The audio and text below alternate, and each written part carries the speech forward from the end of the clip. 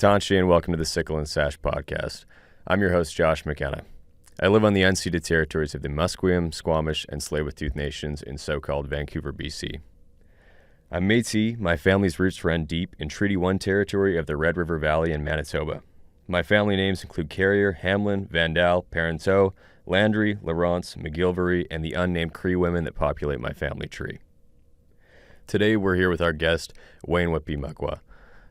Wayne is a midship filmmaker and philosopher from Vancouver, Canada.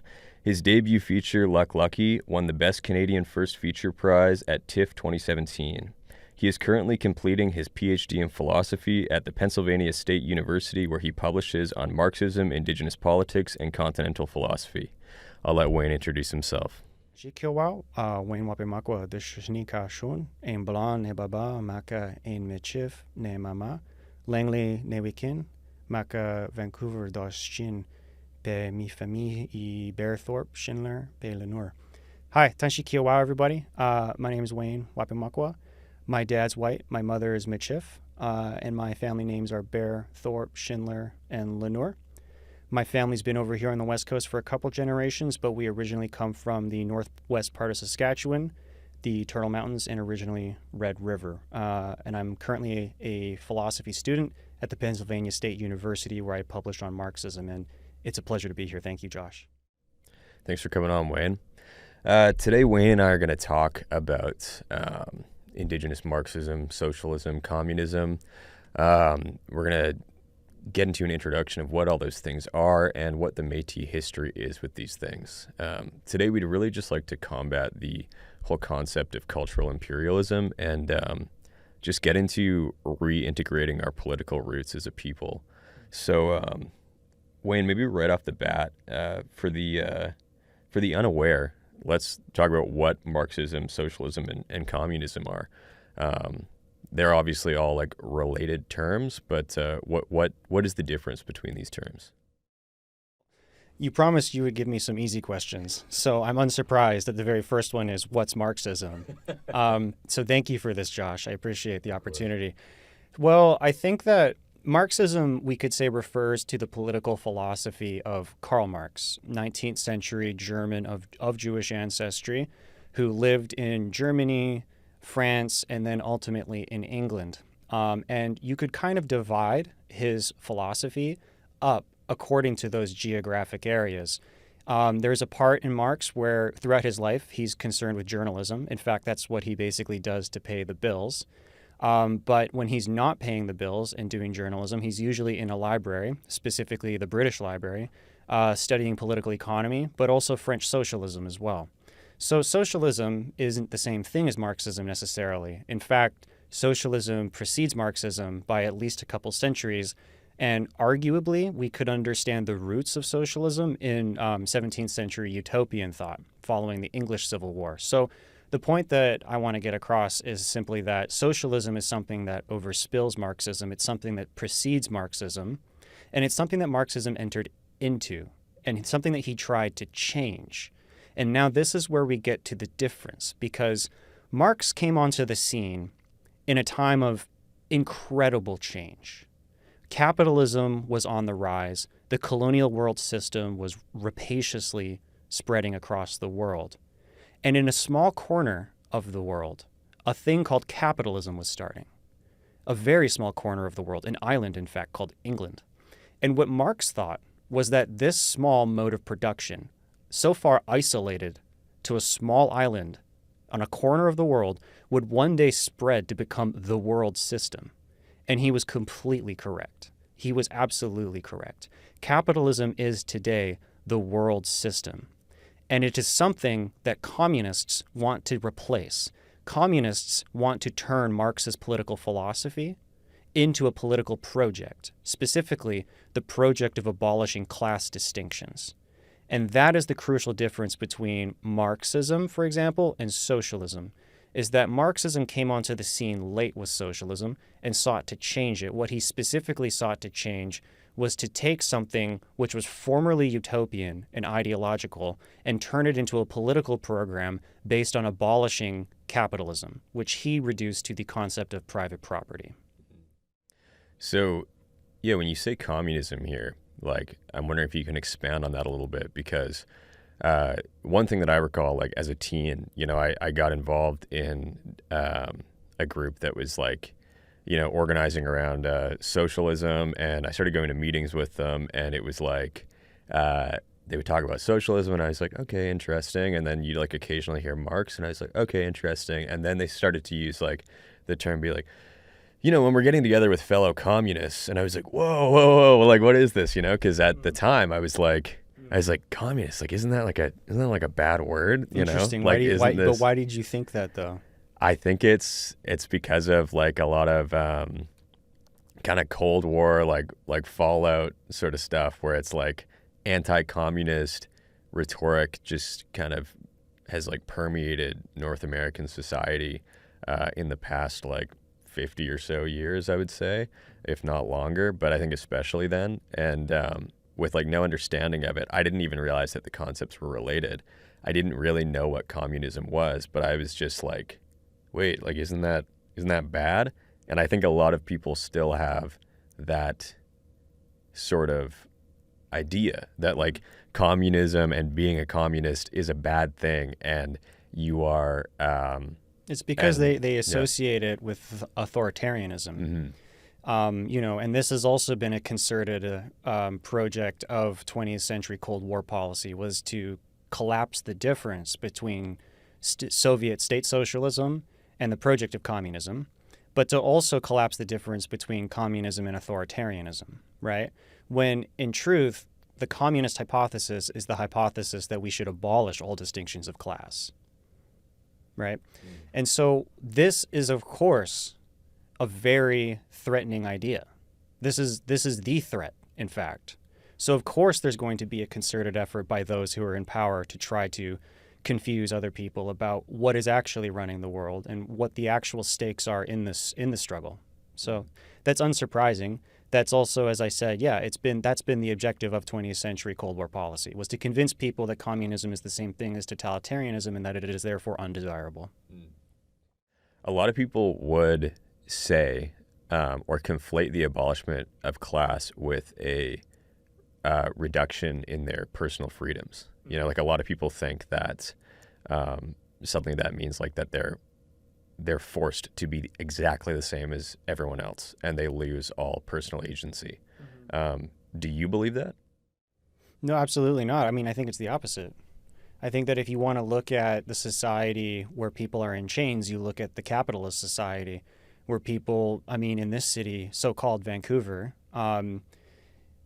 nobody can afford to live here. Yeah. Nobody can afford to pay the rent. And landlords are more than happy to jack up the prices and kick people out. And they do so in the name of making money.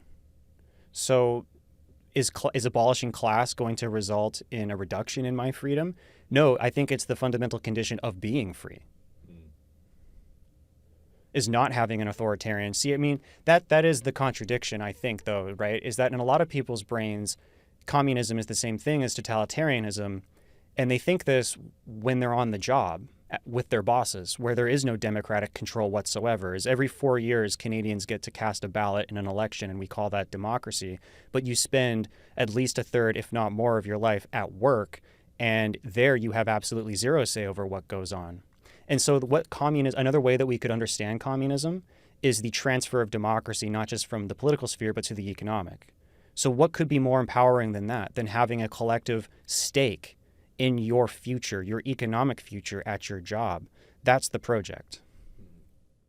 So in a classless society, would that involve things like, to talk about like jump on what you were saying about the rent just being jacked up in the name of making money, would something like a classless society see the right to housing as like a human right sort of thing? Like, would that be something within that? Well, yeah. I mean, I think housing and the racialized and unequal distribution of space, and specifically, here we go, colonialism, right? These are all issues that are at the heart of Marxism, right? Is Marx not only predicted that capitalism would become the world system, but he also theorized that imperialism would be its basis. And that not only would it be its basis, but that capitalism would give imperialism, because of course imperialism precedes capitalism, but it would change imperialism in some fundamental way and give it an even more deadly thrust. Actually, the same way he thought about slavery, you know. And if you want to learn more about that, I would definitely point you to Kevin B. Anderson's excellent work on that, as Marx also was a journalist of slavery and theorized that capitalism turned slavery into something much more monstrous in the United States, and he was also correct there. What I'm trying to get at is, how would we view human rights differently under a classless society? Right. He was just talking about space. How would we view human rights differently? Really, I was getting at like the concept of like housing, but I that expands onto, like, I imagine human rights would be viewed in a fundamentally different way when humans weren't really seen as like walking dollar signs. You know, Marx does talk about this in his essay on the Jewish question. And in the Jewish question, what he writes is that what he argues is that what capitalism will provide, and maybe there's a through line here with Glenn's critique of recognition, actually, but what capitalism will provide is an abstract freedom. And what he's talking about on the Jewish question is specifically the right for Jewish people to practice their religion and to practice their culture. Bourgeois society is happy to provide that. And, you know, what's ironic is that bourgeois society is also happy to provide that to indigenous peoples as well, right? What bourgeois society won't provide is the economic autonomy for Jewish people, or for Jewish people to practice and to live out their lives autonomously as in control of their economic destiny. So what bourgeois society won't give us is what Marx calls concrete freedom. It will give us an abstract right to be free, but it won't actually deliver on the real stuff. It won't give us the actual, like the resources and the power over our economic lives that we need in order to actually live as human beings. You know, I don't want to jump ahead too far here, but that was something I was thinking about bringing up with you later, because Howard Adams, you know, famous Métis Marxist, first Métis person to get his PhD in Canada, really theorizes on that, on this like cultural imperialism, where cultural programs are pushed to Indigenous people and political organizing is stifled. And when there are Indigenous political leaders, they are roped into the middle class society. They're offered pre-existing positions in order to channel that sort of revolutionary action to be taken in the proper through the proper established streams. And I think that the whole thing that he's getting at there is that Indigenous liberation, when you are negotiating with your colonizers who hold all of the power, the land, the money, the resources, negotiation will always be on their terms. So your freedom to negotiate the terms is not really freedom. Like, you can practice your culture, be solid in your identity, exist as an Indigenous person only under the established boundaries of the freedom that your colonizer offers you. And I think that really expands on that point that Marx is making there.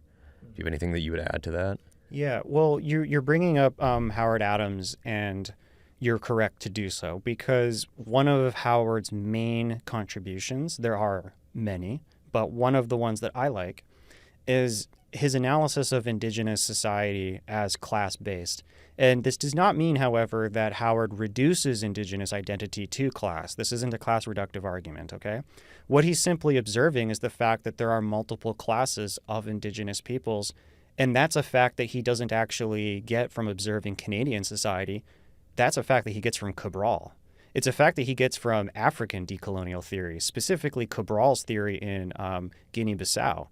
Now, Cabral was an absolutely is of absolutely monumental importance and fundamentally shaped Howard Adams's thoughts, because one of Cabral's main theses is that what the colonizers do in the process of neocolonialism, which is also something Howard talks about in his late work, but one of the things that hallmarks the difference between colonialism and neocolonialism is that in neocolonialism, the colonizers will collaborate with indigenous factions and try to win them over, basically. And if you can get indigenous people to manage themselves, but for the benefit of capitalism or the colonial world system, well, that's the goal. That would be far more feasible and cheap, as a matter of fact, than direct colonial oppression and oversight. Is if you can get them to self-manage, that is the objective. And that's what Howard Adams observes in Guinea-Bissau, and he takes that framework and applies it to Canadian reality here. And that's what he's trying to talk about there. Is he's talking about contemporary Indigenous reality and the way in which constitutional recognition politics, as we could call it today, although he did not use that term, but I'm sure he would be fine with it. One of the distinguishing features of recognition politics in Canada today is the usurpation and commandeering of Indigenous factions. Yes. And I think what you're saying there about this sort of this appropriation of Indigenous leaders into then just this sort of like running colonialism for the colonizers essentially is like presents the main issue with the kind of like politics of representation. Mm-hmm. Because I think nowadays, especially in like neoliberal circles, representation is seen as the answer to all of our problems when it comes to Indigenous issues, racism. It's like we need more representation. Right.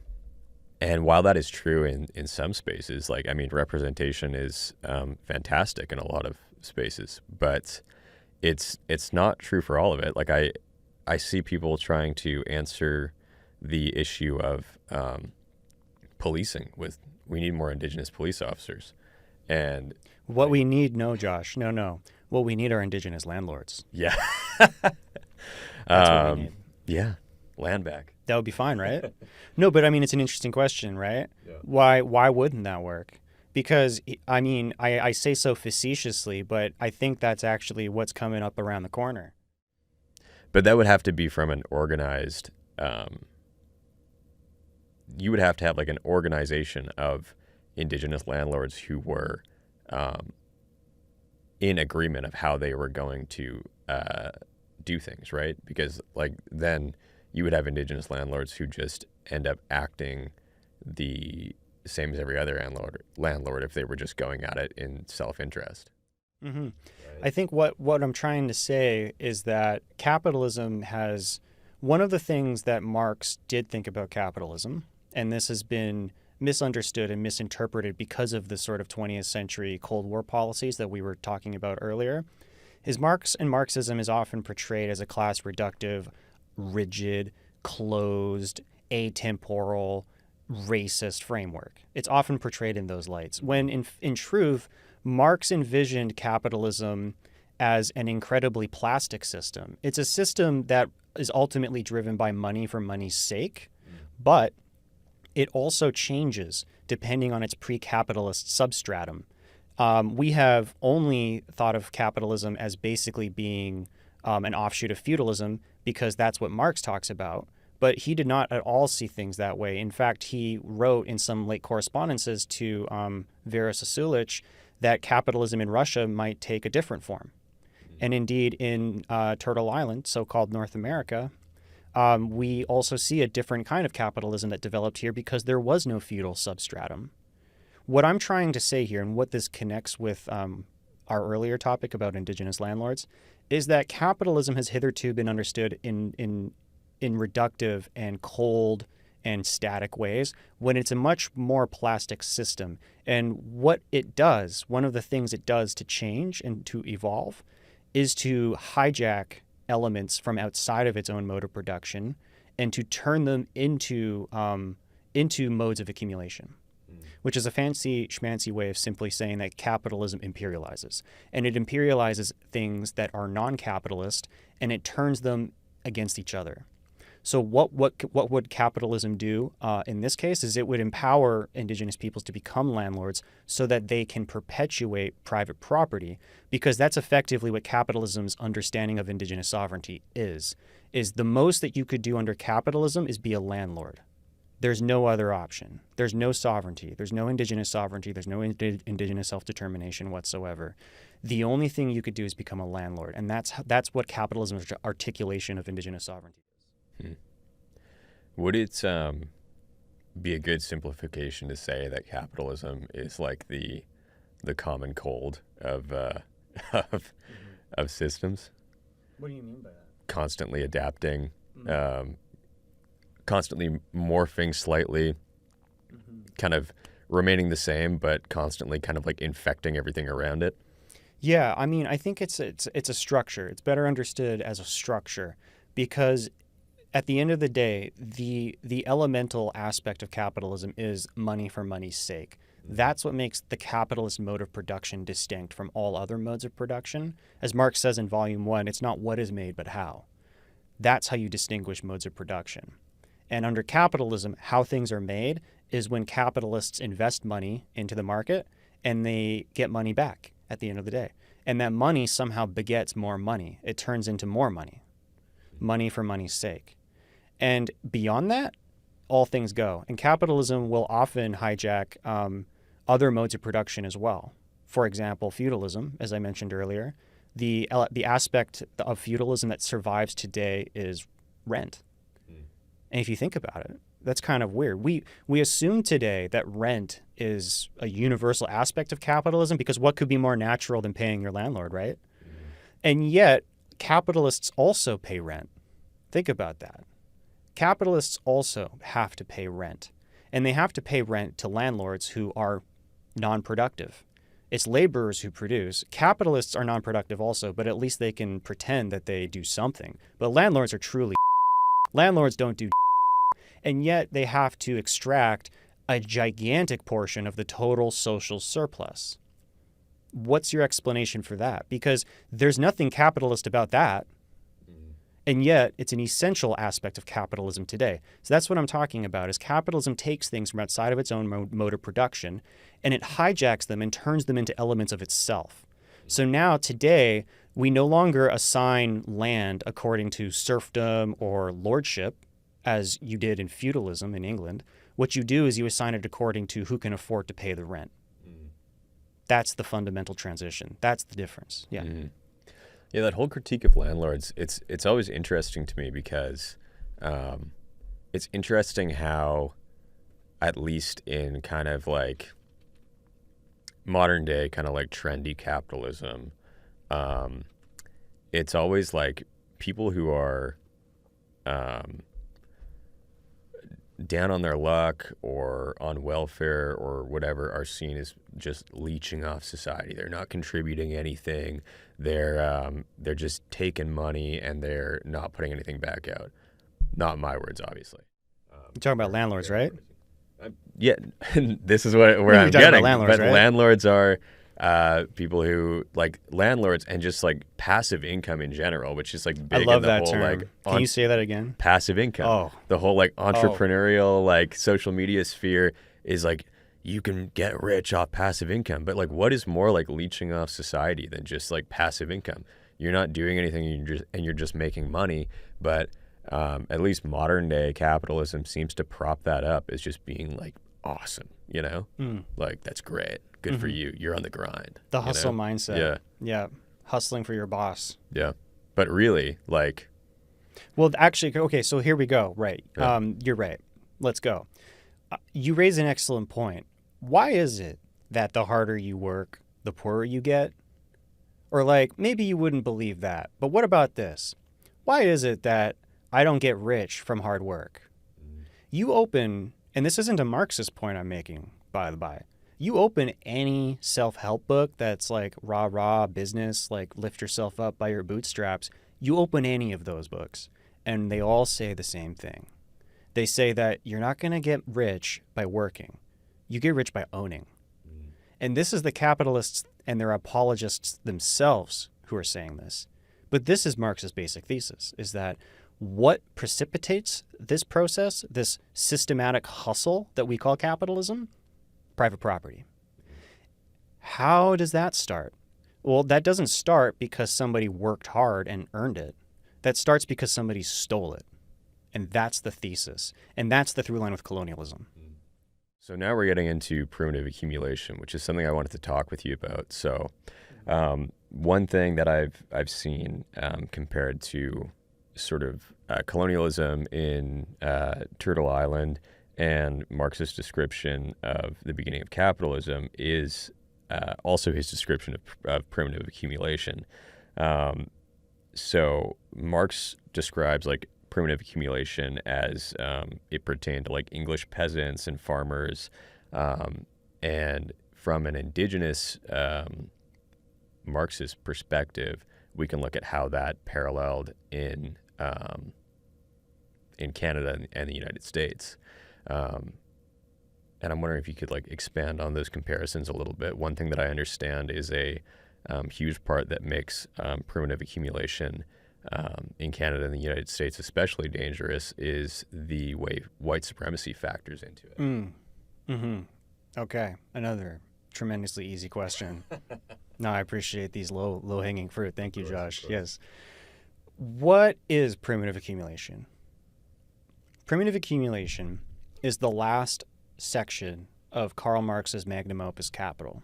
It's the 8th part of his critique of political economy, where he finally gets to the part of the book, after about 1,000 pages of political economy, where he says, okay, now that we understand how this system works, how did it begin? Because one thing that is clear to us about capitalism is that it is a system that, as he says in Grundrisse, posits its own presuppositions. It appears to us as a circle, basically. Capitalist production assumes landed property assumes capitalist production. So the question Marx poses in this section of Capital called primitive accumulation is, how did it start? He attacks Adam Smith, the sort of theoretical elaborator of capitalism, because Smith's explanation is basically, look, somebody worked hard at the beginning of time, they saved up, they prayed, and then they had enough money to buy something, and so on and so forth. And the reason why Marx doesn't like this explanation is because he hears it today a lot, and you hear it today in our culture as well, is that you work hard and you make money, and then, you're off to the races. Marx disagrees. What Marx argues is that the capitalist mode of production doesn't begin with somebody's hard work. It begins with expropriation, he calls it.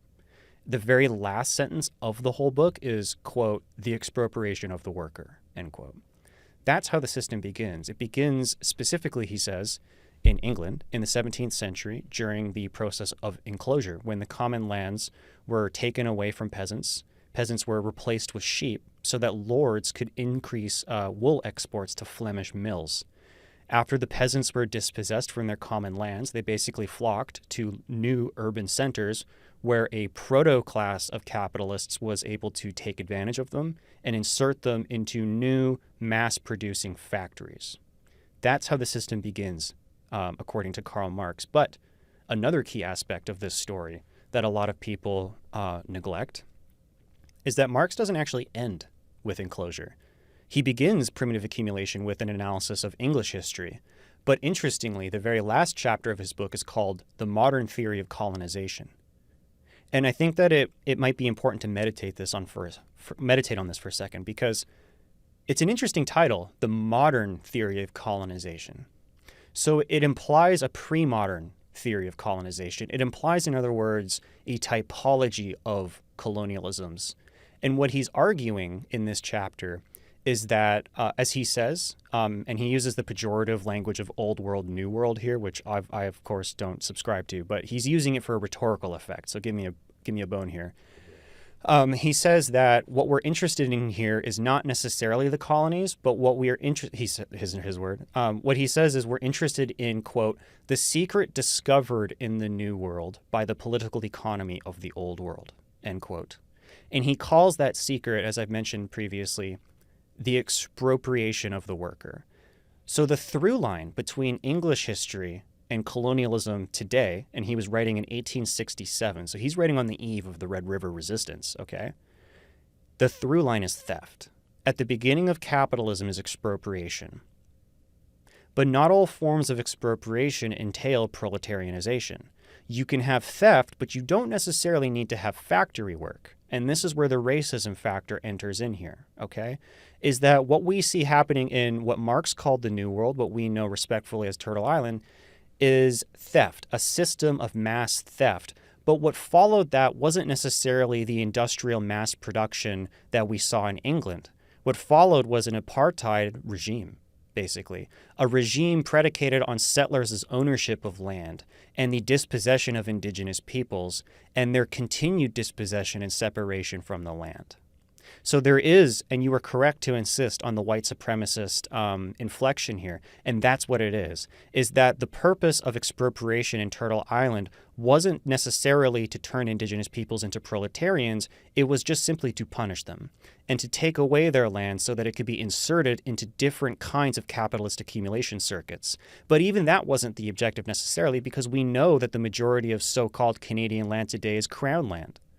The objective was simply to dispossess indigenous peoples because they pose such a particular threat to the future, not only of Canadian society, but of capitalist society as we know it. Mm-hmm. Howard Adams says on that note that because Canadian society was built upon a system, a hierarchical system of indigenous people at the bottom of that hierarchy, that then necessitates that for Canada to exist in its, at the very least, being generous here, its original form, it necessitates that indigenous people remain at the bottom of that hierarchy. Your thoughts on that? I think it's an interesting question. I think it's a big debate because Marx says something similar in Capital in the 10th chapter on the working day, where he discusses not just the history of English labor legislation and its impact on workers, but he also talks about what he calls, and this is another pejorative term, he calls them the lumpen proletariat, but a better term would be Fanon's wretched. He's talking about the wretched. He's talking about, and when I say wretched, I mean that I don't mean that in a bad term. I mean that in a bad term, okay? He's talking about people that are segregated from the working class. What Marx argues is that even though this class of non-workers does not contribute to capitalists' profits, they are nonetheless essential for capitalist production.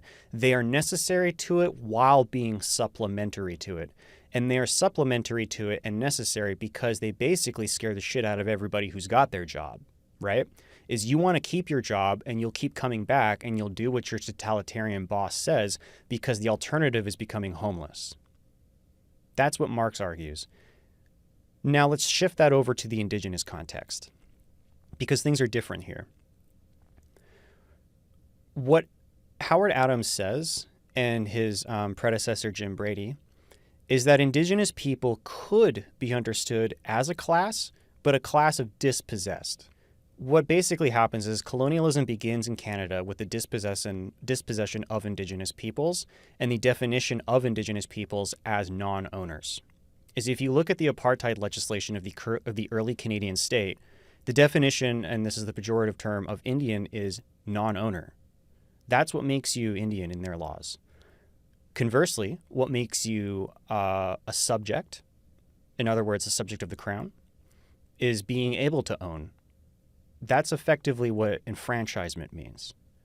So why am I bringing this up? I'm bringing this up because this is another example of how the race factor is integrated into capitalism, is that in Marx's example of the working day, the dispossessed are the lumpen proletariat, and there isn't a racial factor involved here. There is perhaps a gendered factor, of course, and an ability factor, right? But there isn't a racial factor. That is what's new about the colonial context, is that dispossession is inextricably tied to race. In fact, race is a relation of dispossession under the settler colonial regime. And so for the average Canadian who has their job, they're not looking upon indigenous peoples as an alternative. What they're looking at indigenous peoples as a competitor. And that's another aspect that race, that's another way in which race helps to divide people from each other and to cement class rule, is it's introduced as a factor in order to sow division. And its history has to do with the history of terra nullius and colonialism in Canada. There's a lot to think about, Wayne. Sorry. No, that's great. Just to move the conversation along, I'm hoping now we can talk about, with all those issues present, how we as Indigenous people can and have used concepts like Marxism and revolutionary socialism and communism from specifically an Indigenous perspective. I mean, for example, the Red Nation outlines in their article, revolutionary socialism is the primary political ideology of the Red Nation, that the goal of employing socialism in Indigenous struggle is not to make Indigenous traditions relevant to Marxism or socialism, but to make socialism and Marxism relevant to our struggle as Indigenous peoples. And I think that one thing that specifically needs to be addressed when we're making socialism and Marxism relevant to our traditions as Indigenous peoples is Marx's main point of the goal of communism, which is the abolition of private property, which does not account for Indigenous sovereignty over the land and movements like land back. Your thoughts on that? Definitely. Yeah. Yes, another easy one. So you're right. The Marxist thesis is that capitalism is a system that is predicated on private property. Okay?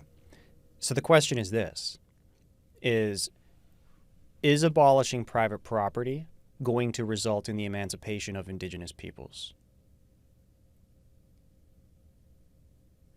It's an interesting question, but I think that if we're talking about how to make Marxism relevant to Indigenous struggles, maybe we should put Marx aside for 1 second and talk about Lenin. Because Lenin is the one who has the answer.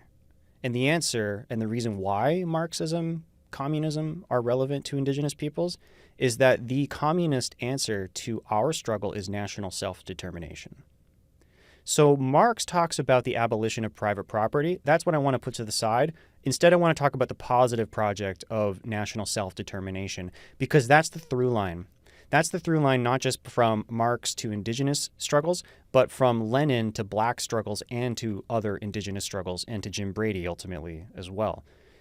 What is national self-determination? National self-determination is the ability of a community, of a group of people to live their lives without being subject to another group of people, and to do so in control not only of their social lives, but of their economic lives as well. Because as we discussed earlier with the difference between abstract and concrete freedom, we're not just talking about abstract determination, we're talking about concrete, so national self-determination, which Jim Brady understood in economic terms, and we'll get there. But what Lenin was arguing at the beginning of the 20th century is that capitalism creates common interests in the world system. It not only overspills European boundaries and colonizes the world, but in colonizing the world, it actually creates common interests between colonized populations and working class people, because both of them stand to gain from overthrowing their mutual oppressor.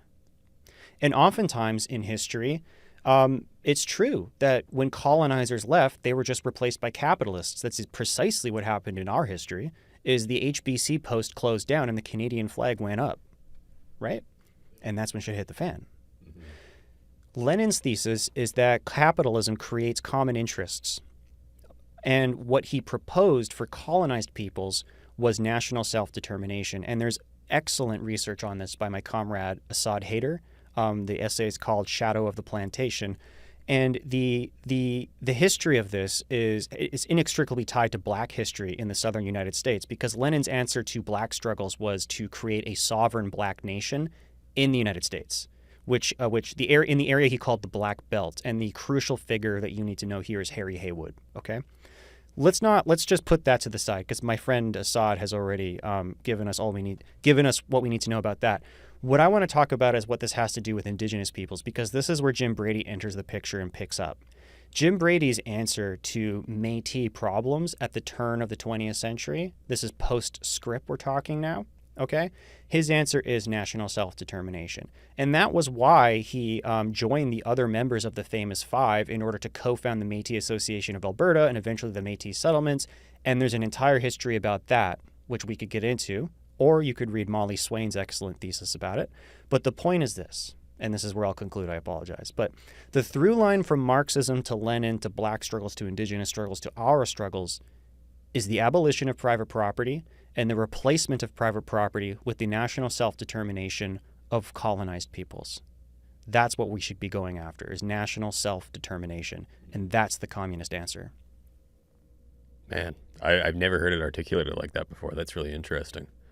National self-determination. So that's what I think we should be talking about today instead of recognition. National self-determination, and that's exactly what Brady talked about. Let's get into Jim Brady, actually, because could you explain who he is and what he's all about for those of us who don't know? Jim Patrick Brady Jr. was born in the early 20th century in the Métis community of Saint Paul de Métis in Alberta.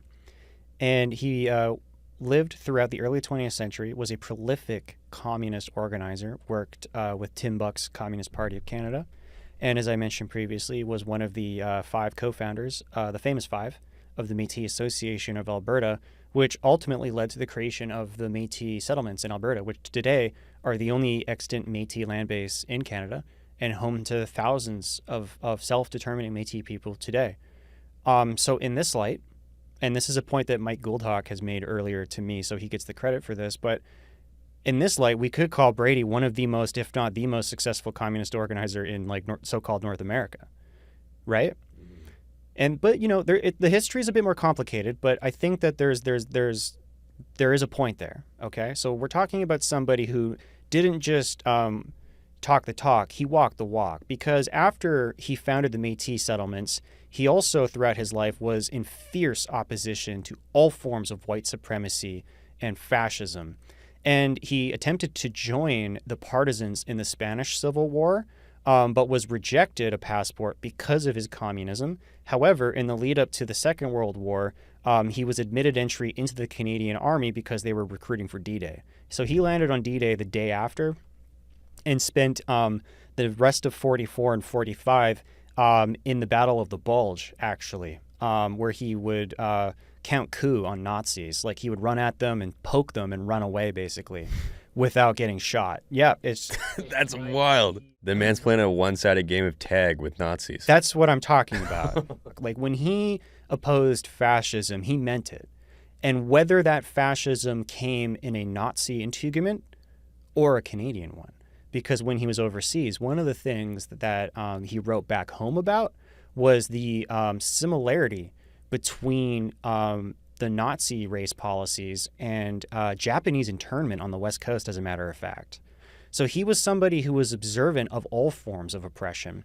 After the Second World War, he comes back and he manages several co-ops in northern Saskatchewan. And again, that legacy, I think, has been misunderstood. But the point that I would argue he's trying to do there is after the putative failure of the Métis Association, in his opinion, he starts to rethink his strategy, and instead of founding another Métis organization, he's like, how do I provide direct services to Métis people or give them economic autonomy? One theme that we're talking about is concrete freedom. How do I provide concrete freedom to Métis people? And his answer is co-ops, okay? Now, of course, that plan was subverted in important ways by the state, and again, refer to Molly Swain's thesis in order to get the scoop there. But after the co-ops, he's basically prospecting, reading, and polishing his Marxism, and then, as I think this is where this is going, he mysteriously disappears in 1968 or 67, fishing with his friend. And mysteriously, both of their canoes are found the next day, totally intact. And we're talking about a highly experienced bushman here as well, who just evaporates into thin air. I think the book is Cold Case North, right? So that's his history and his legacy. And I'm also prepared to speak about some of his specific ideas about communism, if you're interested about that as well. For sure.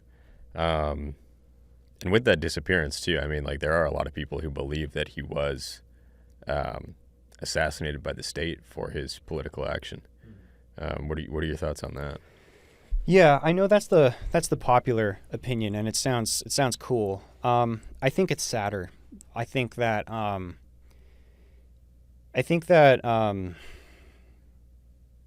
sad truth is that by this time, I think the state has bigger fish to fry, as the state's moved on.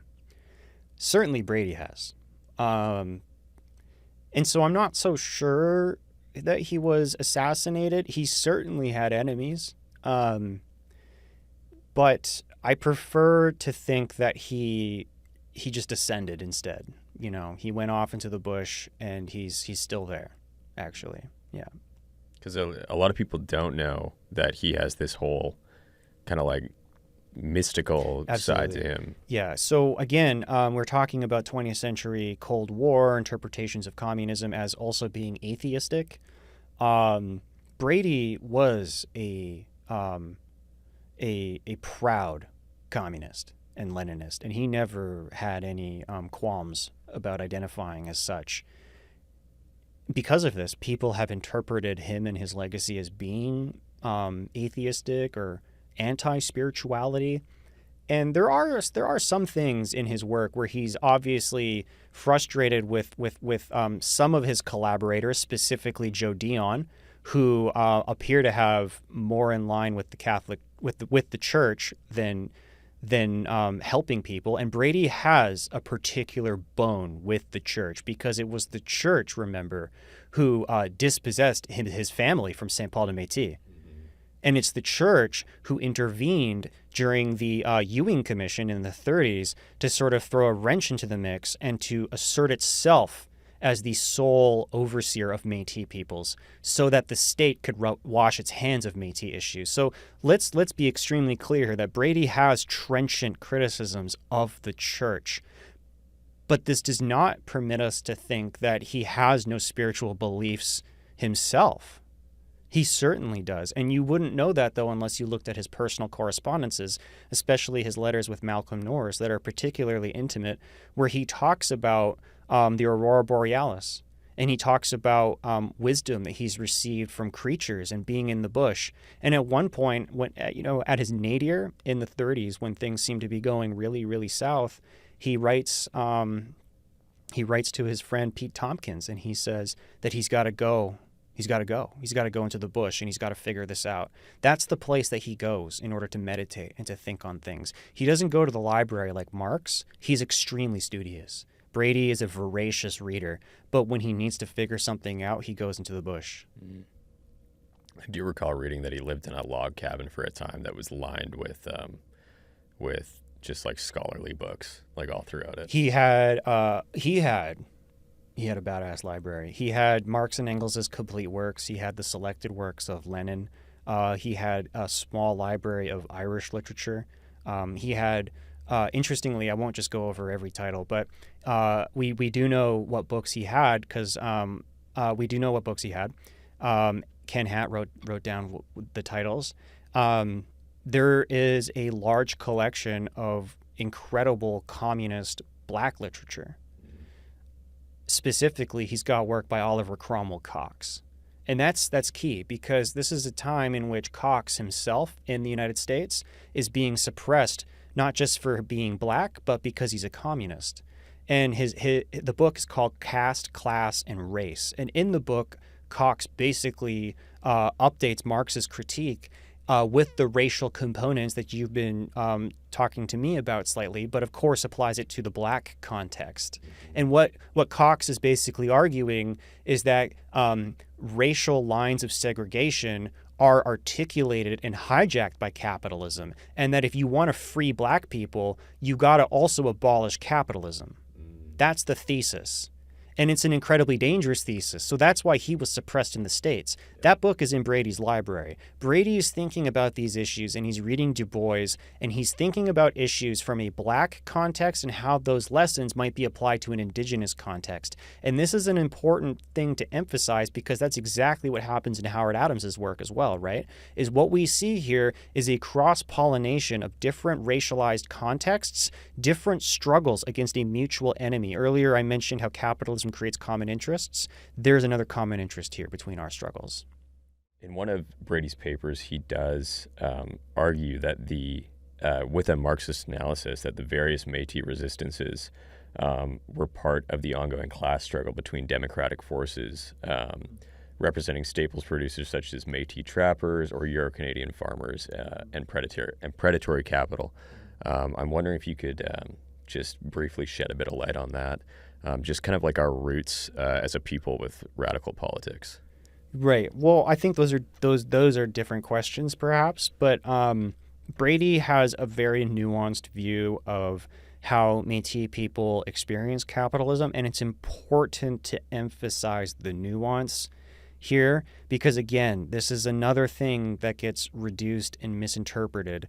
There is some work out there that argues that we can understand the Red River resistance as a sort of democratic revolution and 1885 as a sort of secondary revolution, similar to how the French Revolution happened in 2 phases and Russia happened in 2 phases. And this is a very popular teleological reading.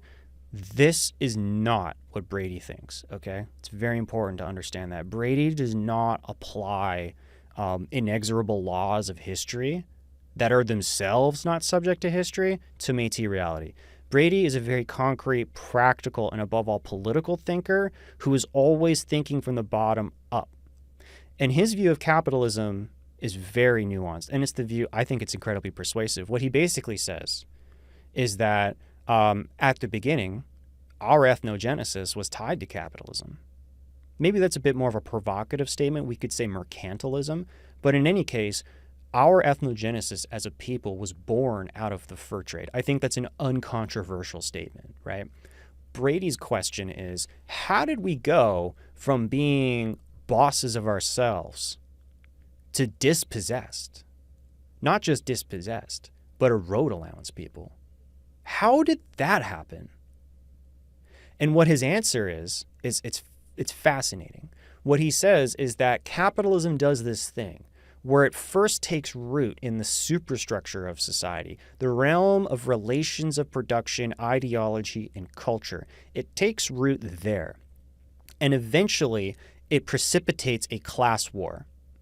And this is what he understands about 1869 and 1870, is he would understand the Red River resistance as a class war, not of like Métis workers, but of colonized peoples. Because remember, he's a Leninist, and he's thinking about this in Leninist terms. And for a Leninist, it doesn't necessarily mean proletarian class struggle. The colonized are also a class. And so that's what Brady thinks, is that was our shot, is we had a war, and unfortunately we lost. And Brady's very sober about that as well, because you also have to understand that Brady's writing in the context of a post-apocalypse. Not only is it postscript, not only are we road allowance, but as a child he was dispossessed, as I mentioned earlier, right? So what he's trying to conceive is how we went from being bosses of ourselves to the road allowance people, and the answer he provides is national self-determination. What we need is a new class war, but we cannot do it ourselves. And this is another slightly related topic, and I'm not sure I would agree with this, okay? But this is what he thinks, is that eventually, in the long run, not only does capitalism create common interests between colonized peoples and workers, it actually will create, it will turn all workers into dispossessed indigenous peoples. He doesn't use the racial term there. He's not saying like it's going to racialize people, but what he's saying is that the same thing that happened to us is going to happen to everyone else. That's his argument.